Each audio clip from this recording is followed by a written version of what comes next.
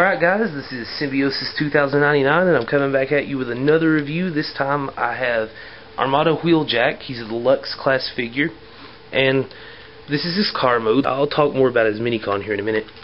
But he's actually pretty big for a car. He's long. Just for some size comparisons, here's Prowl, and as you can see, Wheeljack is quite a bit longer. So I'll do a few more size comparisons of his roll-out mode, but let's move on to some history. He first appears in the episode of Armada called Past, and in that episode, a lot of the Transformers are standing around discussing like some of the things that happened on Cybertron, and Hotshot and Wheeljack were actually friends, and there was a battle where Wheeljack got injured, and this was one of the injuries he sustained, this little slash across his Autobot symbol right here. And he is a Decepticon, by the way. Hotshot went to get help, and there was a big fire all around, and things were blowing up, and the other Autobots that were there wouldn't let Hotshot go back. They restrained him and kept him from going back for Wheeljack, and so Hotshot couldn't, and Wheeljack's angry about that. Megatron actually rescues Wheeljack. Wheeljack joins the Decepticons. That's the only episode that he plays a major role in, and after that he's just kind of a background character. He comes back and challenges Hotshot to a fight, and that's what the two-part episode Past is about, pretty much, is him and Hotshot. It's also where Sideswipe comes in. But anyway, I've rambled on enough about that. He pretty much just fades into the background until him and Hotshot team up again, this time on Cybertron, to go after Thrust to try to get the Requiem Blaster and the Skyboom Shield. And after that whole thing runs its course, he goes back to the Decepticons. He tells Hotshot that it was really fun to fight with him again, but he's no longer an Autobot. He makes it perfectly clear that he is a Decepticon through and through. But he's got some good detail. I like these little stripes right here, and these are also the missiles that fire with his gimmick. I thought it was interesting how these wheels, the tire is the only part that turns on him, but he rolls just fine. But on the back wheel, it's the entire wheel. He's got this cool little fin back here with a couple of minicon ports and another minicon. It's not really a port, that's just part of his gimmick. But yeah, he looks really good. He's got tail lights back in the back. His headlights here in the front are just closed off, and he has painted windows, which is okay with me. I mean, I think it works for this figure, because if they had been clear, you would just see a whole bunch of robot parts like you do when you flip him over, or just white plastic or something. And I don't see it so much as a cop-out as I see it as, I mean, he has painted windows, so what? Anyway, like I said, from the bottom, there's a whole bunch of robot parts, but it doesn't hang off the bottom whenever he's in robot mode, so that's good. I like that. About his minicon, Windshear, I think this is one of the better minicon figures, and you really don't see him with this minicon in the show at all.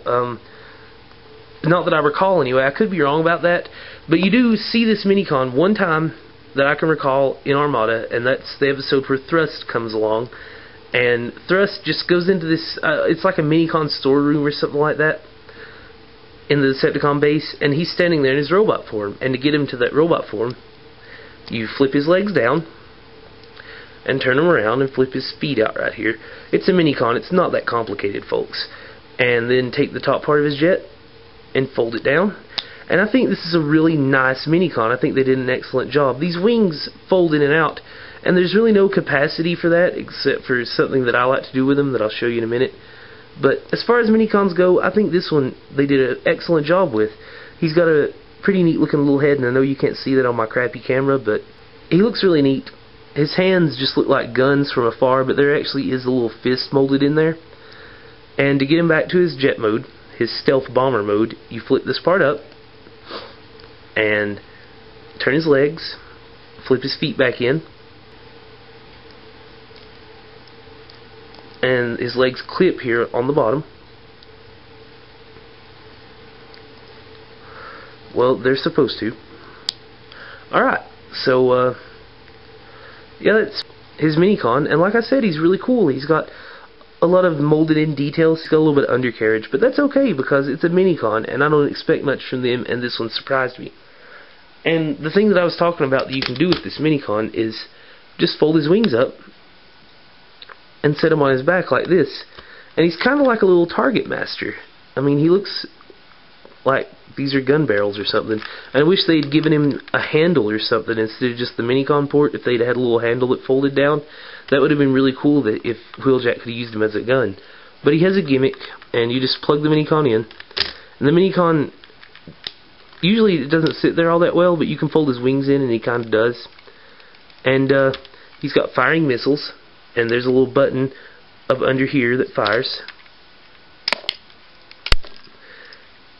And he kind of looks like a flying car. He doesn't really take this form at all during the show, and that sort of bothered me. I mean, I wish they had done more with his character, just to be honest. And I'm going to get on to transforming him. Go ahead and take his minicon and set it aside. With his wings up like this, take and pull these bits out.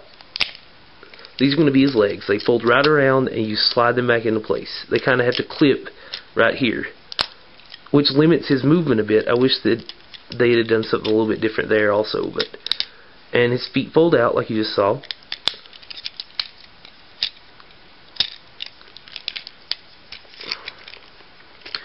And take and slide his back part down and pull his arms out from right here. And the rest of him just folds right into place. And this back part, it might turn out like sticking out like this. You can just fold it down, and he clips in right here. And there you go, his robot mode. He's actually a really tall robot mode, and I'll go on with some size comparisons here in a minute, but I want to talk about his details. Like I said, he's got a bigger Decepticon symbol here on his arm, but it's upside down, and I find that kind of strange. When he's in his robot mode, it'd be right side up. But he's got all of these electronic looking bits that are molded in. They could have done more with his articulation. His shoulders do move, but a lot of times his arms slip out of place and they'll just hang floppy. So if you want them tight, you gotta just pull them out and not move his shoulders. His arms move in and out, and they're hinge jointed at the elbow. And his legs can move like that, and that's pretty much all you get. But aside from the lack of articulation, and this kind of hangs off the back, but it looks to me like he's just got a pair of wings strapped to his back or something. It is a little kibbly, but I can deal with it because I think he looks really cool in his robot mode. And his missiles still work, and you can kind of flip them up like this for sort of an attack mode. But another thing you can do with them is they're designed where you can hold them. And they look like melee weapons to me, but in the show he actually uses these as blasters, like they're little guns. But to me they just look like he's wielding a pair of swords or batons of some sort to beat Autobots with. So, you know, use your imagination. And some size comparisons here. Here he is with Energon Prowl again. And as you can see, he's taller than Prowl quite a bit. And I'm sure Prowl isn't the tallest figure, but you know, he is a very tall deluxe figure. I think he's the tallest deluxe that I have. Just to give you an idea, here's Energon's strong arm, and he's a Voyager class, I believe. And I'm sorry, not strong arm, landmine, Energon landmine. Of course, landmine's taller, but he is almost as tall as landmine.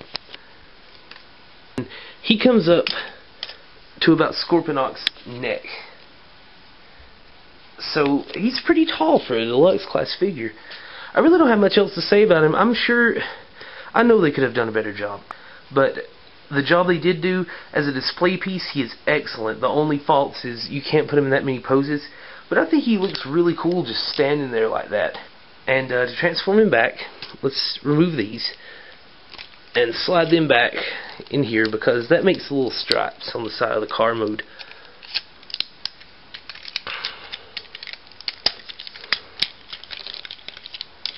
And I'm sorry, you fold that piece back up and fold this piece up to where it's parallel and kind of push them together. Come back here under him, and his arms peg in to the holes right here. And fold his hands down. Do the same with the other arm. Take his legs, and you gotta pull his knee joints out. Oh, fold his feet in on both sides. Flip him around. This one's a little difficult to get. And yeah, like I said, there's his Decepticon symbol. I'm sorry I didn't mention that before. But overall, this figure is one of my favorites in my collection, which is not a very large collection. He's one of my favorites, and I've got to give him a 9, just because I think his robot mode looks really cool. I think the whole flying car gimmick is pretty sweet. His Minicon gets a 10. This is one of the best looking Minicons, I feel, that Armada produced. And I hope you all enjoyed it, and I'll have another review up soon. Thanks for watching.